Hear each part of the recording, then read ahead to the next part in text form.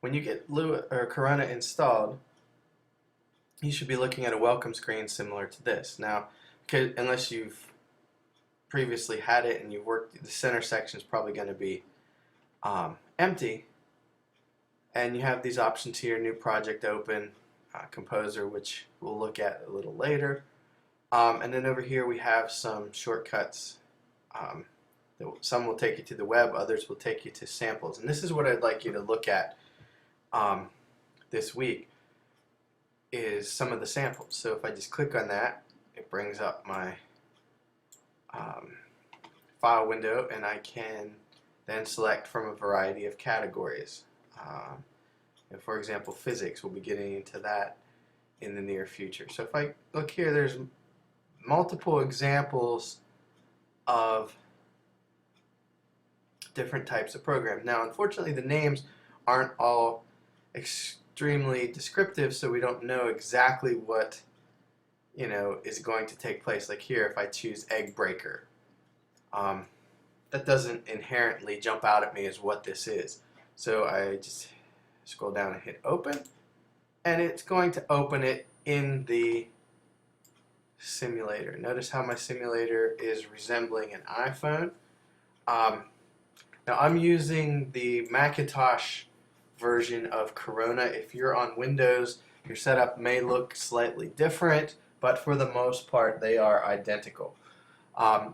So if I want to change what device I'm viewing a program on, I can go up here to the top where it says window, and one of the choices there has multiple devices.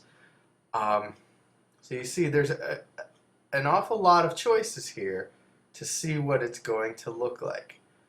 For example, if I want to see what this might look like on a Windows phone. Now, there's a glitch on Mac where the first time, sometimes the devices are a little large, so we have to bring them back to normal screen size. But there's this Nokia phone, there's the app. And in lieu of touching, you use the mouse to run things on the screen most of the time. So like here I've got a button that says new boulder, I click that, and it says tap the screen. I tap the screen, it drops a rock. Okay, and it's kind of similar to the effect of Angry Birds, but I can choose a new rock, swipe down, send it over. Now, again, because this is a demo, it doesn't have all the features of a completed game. Part of what it's designed to show here is the collision between the boulder and the object over here, and when you swipe down, the faster you swipe, the more energy the boulder has. Again, that's just one of the examples. There's quite a few here.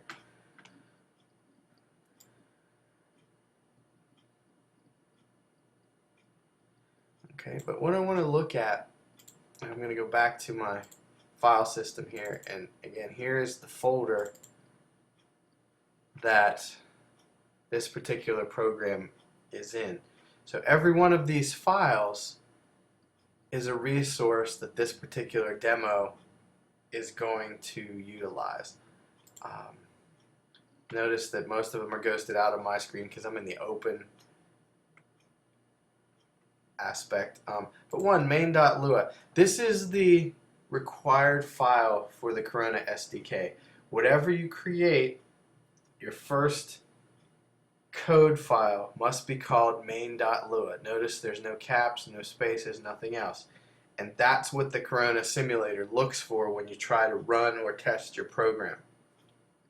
I don't create the code in the Corona simulator. I only test it to see how it works and what instances I have problems. So that's something that's going to be a little different than a traditional programming course where you're programming in something like Visual Basic, where you code and run and do everything right in that particular development environment. This has a separate code editor, and that's one of the things that you need to get in order to be set up to do it. Now, the good news is, with the Lua programming language, which is what we're going to learn, you don't need anything fancy. You don't need a high-priced code You know, if you're on Windows, you can do it in Notepad. Um, I would recommend maybe finding something besides that, but you know, if need be, you can do it in that, you know, simple word processor. I wouldn't recommend Word because it corrects too many things, and that just gets to be too confusing. Um, on the Windows side, I like an application called Notepad++, simply because it's set up for coding and it has some features in it that might help you. But again, not necessary. On the Mac side, I use a program called Text Wrangler.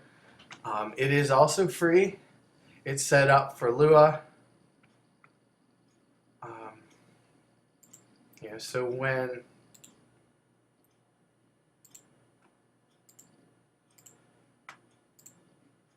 I open code in that,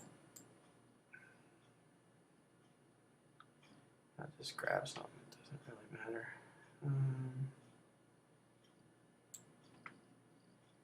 Here is what your code. Now again, this is just code that I pulled at random. Don't worry, we're not going to do all this kind of complicated stuff right off the bat, but we will get there. So if you've done any coding, Lua is very similar in syntax to many other programs. Its strengths are there's a lot more logical and common sense type functions built in, and it allows for the use of external libraries and user created libraries, and that's one of the things that really makes it strong when paired with the Corona simulator. So again, you can kind of see some of this code here. Next week, early on, we will dissect the beginning of a program. We'll do some coding, some simple coding. We'll run it in the simulator and we'll see what that looks like. Okay, and the last thing I want to just touch on in this video here is, you know, there are many different tools out there that will help people to create a mobile app. Some are easier than others. So the question might be, why Lua? Or in particular, why the Corona SDK? Well, the good news is now the Corona is free. It did not used to be. But the big advantage to this particular development environment is that you code once and you can deploy to both major mobile platforms, iOS and Android.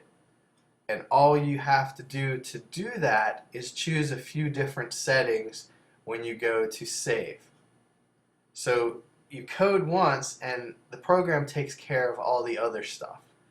That's one of the reasons why I've chosen Corona as a development environment for this course. It can save time, and if you're truly looking to produce mobile apps, you have to be able to code. A lot of the simple app makers basically are creating like a PowerPoint type environment for you to make an app, and that really limits the function of what you can do. You know, throughout the course, we'll take a look at some other things. You know, if you have a Mac, there are certain programs that are available to you. If you have Windows, there are others. There are some that are multi-platform, but you know, there are many options when choosing, you know, what to use to create your mobile apps. But it really comes down to your goal for what you want the app to do. All right, talk to you next week.